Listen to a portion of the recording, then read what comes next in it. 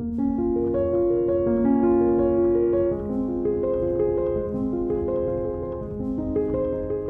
the development of the Mindset Index, it was essential for the team to ensure the highest possible levels of validity and reliability. We wanted to make sure that senior leaders in large organizations with big budgets and serious strategic challenges can in fact rely on the credibility of a robust instrument.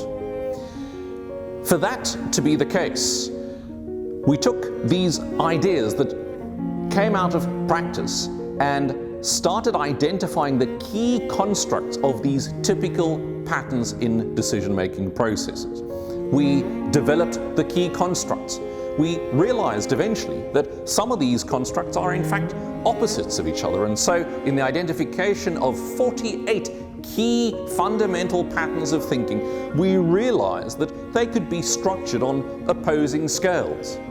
Once we had reached that insight, we wanted to subject the instrument to real leaders in real organizations, and so we gathered an international sample of senior people so that we could find the highest possible level of rigor in interpreting the results that leaders gave us.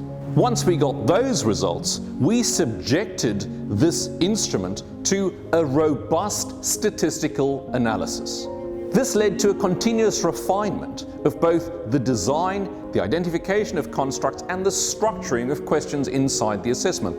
The result is a scientific, robust, structured method of inquiry that gives insight into the very nature of how the mind operates.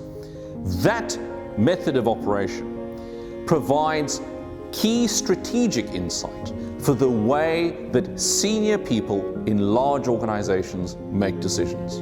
The reality is that as people complete assessments, there's an enormous risk of bias. All sorts of bias, of course, enter the picture, and typically that bias is based on a desire to present oneself in the most favorable light, sometimes referred to as the halo effect.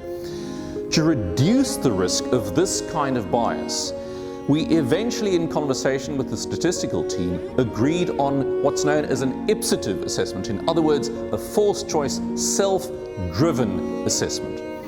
We found in the tests eventually that this reduced dramatically the risk of bias in the assessment, and that means that leaders can rely on the results of the Mindset Index.